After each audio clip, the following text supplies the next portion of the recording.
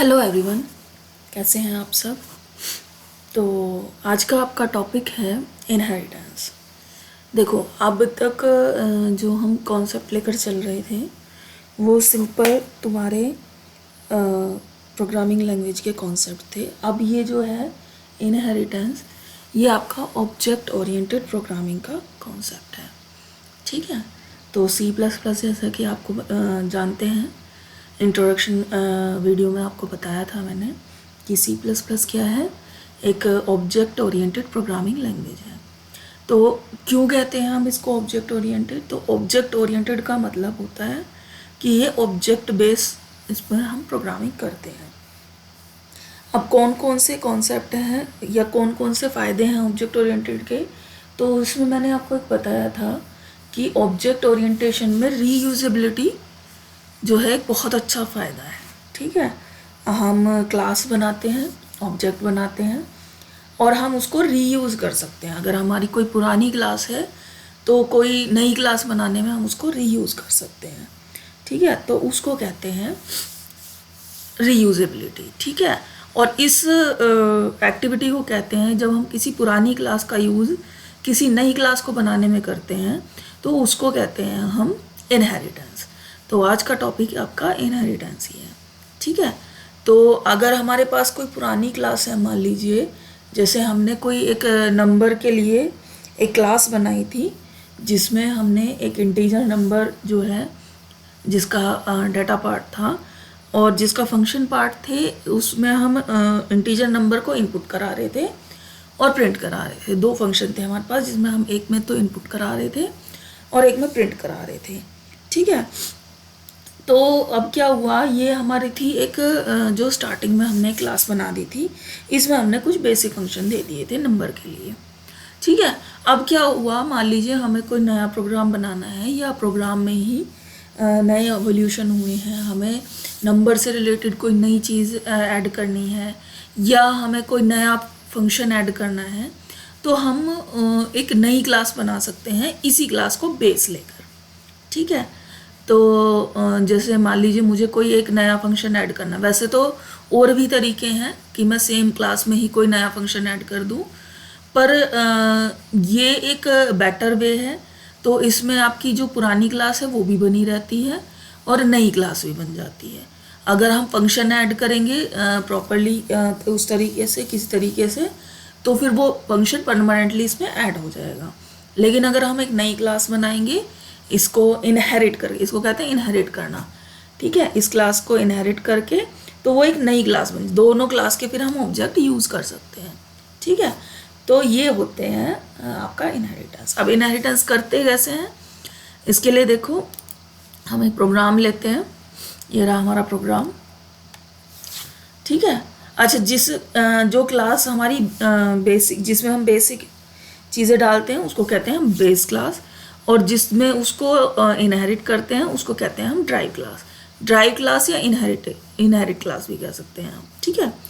तो अब हम बात करते हैं, जैसे हमने अभी बात की थी कि हमने एक सिंपल क्लास बनाई नंबर करके, उसमें नंबर यहाँ पर हमने इसलिए लिया क्योंकि नंबर जो है कीवर्ड है C++ का, तो नंबर हम नहीं ले रहे। ठीक है। उसके बाद हमने इसमें एक मेंबर रखा n। ठीक है। n के साथ हमने क्या किया, दो फंक्शन बनाए, इनपुट नम जिसमें हमने इनपुट ले लिया n को, और प्रिंट नम जिसमें हमने इसको प्रिंट करा दिया। ड्राइव क्लास में हमने क्या किया कि हमने एक फंक्शन बनाया प्रिंट स्टार, और एक प्रिंट स्टार लिख सकते हो उसको, प्रिंट स्टार लाइन भी लिख सकते हो, हमने एक स्टार की लाइन प्रिंट करा दी। ठीक है। अब देखो कैसे होगा। अब मान लीजिए हमने जो आपकी ये क्लास है न्यू नम करके, इसका हमने एक ऑब्जेक्ट लिया। ठीक है। अब ऑब्जेक्ट लेने के बाद हमने बेस क्लास के फंक्शन यूज़ करे हैं, देखो यहाँ पर। ठीक है। बेस क्लास के फंक्शन के थ्रू हमने कॉल कराया, पहले इनपुट नम किया, इनपुट करा लिया इनको, और फिर प्रिंट करा दिया। ठीक है। और फिर हमने क्या किया, ड्राइव क्लास का फंक्शन कॉल कर लिया तो प्रिंट करा दिया। ठीक है। अब इसको हम जैसे रन करा कर देखें तो ये पूछ रहा है एंटर अ नंबर। ये हमारा पहला फंक्शन है इनपुट नंबर वाला। ठीक है। इसमें हमने एक नंबर एंटर किया 35, एंटर। तो देखो क्या आया, योर नंबर इज़ 35। ये कौन सा आया फंक्शन आपका, प्रिंट नंबर। ठीक है, उसके बाद आपकी लाइन ड्रॉ हो गई। अब कुछ बच्चे कहेंगे कि जैसे ये जो हमने किया है, तो हमने यहाँ बेस क्लास का तो कोई ऑब्जेक्ट लिया ही नहीं, तो एक काम करते हैं, हम बेस क्लास का एक ऑब्जेक्ट ले लेते हैं। हमने ये कहा नम, हमने यहाँ लिखा, इसका नाम रख लिया ए, इस ऑब्जेक्ट का। कुछ बच्चों को कन्फ्यूज़न हो जाती है कि ऑब्जेक्ट ले रहे हैं तो ओबी से ही नाम होंगे उनके, नहीं, ऐसा नहीं होता। ठीक है, वेरिएबल नेम आप वेरिएबल आइडेंटिफायर्स के जो रूल हैं उनको फॉलो करके कुछ भी ले सकते हैं, ABCD। ठीक है, तो हमने क्या किया, हमने यहाँ लिखा ए डॉट, देखो दो ऑप्शन आ गए ऑटोमेटिकली, इनपुट नम और प्रिंट नम। मैंने किया इनपुट नम, ठीक है, उसके बाद मैंने लिखा ए डॉट और मैंने किया प्रिंट नम। ठीक है, तो इनपुट कर सकते हैं एक नंबर और एक प्रिंट कर सकते हैं। ठीक है, अब मैंने क्या किया, मैं कोशिश करती हूँ कि इसके थ्रू मैं तीसरा फंक्शन कॉल कराने की कोशिश कर। मैंने लिखा प्रिंट, पहली बार तो देखो ऑप्शन ही नहीं आ रहा, फिर भी मैं करती हूँ प्रिंट नम। मैंने किया तो प्रिंट नम नहीं, सॉरी क्या था, प्रिंट स्टार, प्रिंट स्टार, ये कॉल कराने की कोशिश करती हूँ। अब देखो हम इसको रन कराते हैं तो क्या आई, देखो एरर आई कि class num has no member named print star. ठीक है, तो जो मैंने आपसे बात कही थी कि ये जो है हमारा जो बेस क्लास का भी हम ऑब्जेक्ट यूज़ कर सकते हैं, उसमें ये वाला फंक्शन ऐड नहीं होगा। ठीक है, तो अब हमारे पास दो क्लासेस हो गई जिसके हम ऑब्जेक्ट बना सकते हैं। ठीक है, अब हम इसको रन कराते हैं तो देखो आराम से रन हो जाएगा। ये बेस क्लास का चला आपका 23, एंटर। ठीक है, अब ये दूसरे के लिए पूछ रहा है 35, एंटर। ठीक है, अब मान लीजिए हमको जो हमने ये बनाई है ड्राइव्ड क्लास, इसमें नम जो है हमारा, उसके लिए हम एक फंक्शन बनाते हैं। हमने लिखा यहाँ void sqrt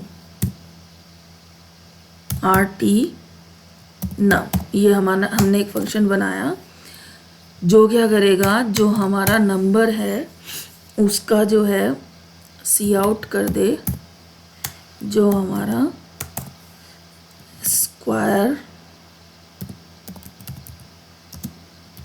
root of number is, इससे पहले अंडर लगा लेते हैं,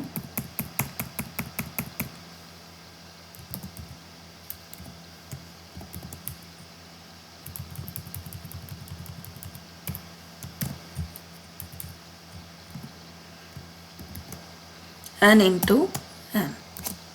ये नंबर हमारा क्या करे, स्क्वायर रूट करे उसका और उसको प्रिंट करा दे। ठीक है, और यहाँ पर भी अंडर लगा देते हैं। ठीक है, तो ये काम करे, ये हम ये चाहते हैं। अब मैं इसको रन कराती हूँ, तो रन कराने में देखो इसने क्या एरर दिखाई है, रन कराने में इसने एरर दिखाई है वहाँ नहीं दिखाई, उसमें यहाँ दिखाई है जो आपकी बेस क्लास है। एरर क्या है कि इंट नम n, जो नम का जो n है इज़ अ प्राइवेट। ठीक है, अब देखो जो मैंने आपसे कहा था कि ये जो एक्सेस स्पेसिफायर होते हैं प्राइवेट और पब्लिक, इनका कुछ काम होता है। ठीक है, तो प्राइवेट का मैंने आपको बताया था कि प्राइवेट का मतलब होता है कि इस क्लास के अंदर ही अंदर इसको हम यूज़ कर सकते हैं। ठीक है, तो ये देखो ड्राइव्ड क्लास में भी हम इसको यूज़ नहीं कर पा रहे हैं। ठीक है, यहाँ पर विद इन द कंटेक्स्ट ही हम इसको यूज़ कर सकते हैं। अब अगर हमें इस यहाँ पर लिखा भी आ गया इन मेंबर फंक्शन न्यू नम में स्क्वायर रूट नम में हम इसको कॉल कर रहे हैं, वो हम नहीं कर पाएंगे।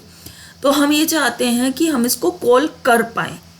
ठीक है, कॉल कर पाए केवल ड्राइव्ड क्लास में, यहाँ ना कॉल कर पाएँ। ठीक है, मेन क्लास में क्योंकि प्राइवेट करना है हमको, जो डाटा पार्ट है उसको प्राइवेट भी करना है, तो मैं चाहती हूँ कि इसको इसमें तो कॉल कर ले इसकी ड्राइव्ड क्लास में, लेकिन इसमें ना कॉल कर पाए। ठीक है, इसके लिए ये प्राइवेट बन जाए। तो तीसरा एक्सेस स्पेसिफायर आता है यहाँ पर जिसका नाम है प्रोटेक्टेड। ठीक है, अब ये क्या होगा, प्रोटेक्टेड का क्या काम है कि इसकी ड्राइव्ड क्लासेस जो होंगी उसमें ये एज अ पब्लिक यूज़ हो जाएगा, पब्लिक की तरह काम करेगा, लेकिन मेन में ये अब भी कॉल नहीं हो सकता। अब करके देखते हैं रन F11। देखो चल गया, हमने लिखा एंटर अ नंबर, मैंने लिखा 23, एंटर योर नंबर इज़ 20, वो 2 बार कॉल किया था ना, तो 13 और 13। अच्छा प्रिंट भी प्रिंट नहीं हुआ, क्लोज। मैंने इसको स्क्वायर रूट को कॉल नहीं कराया भाई, स्क्वायर रूट को कॉल भी कराना है, OB डॉट, देखो ऑप्शन भी आ गया स्क्वायर रूट नम, ठीक है। और मैं ये वाला हटा देती हूँ, 2 बार नंबर पूछ रहा है, वो नहीं पूछने का।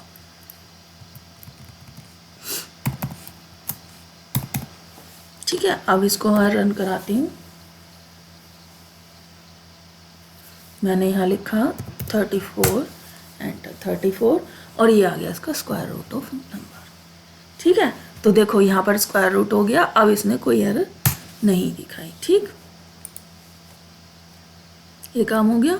अब मैं अब एक कन्फ्यूज़न और क्लियर कर देती हूँ कि वो जो प्रोटेक्टेड का मतलब है कि यहाँ पर वो प्राइवेट रहेगा।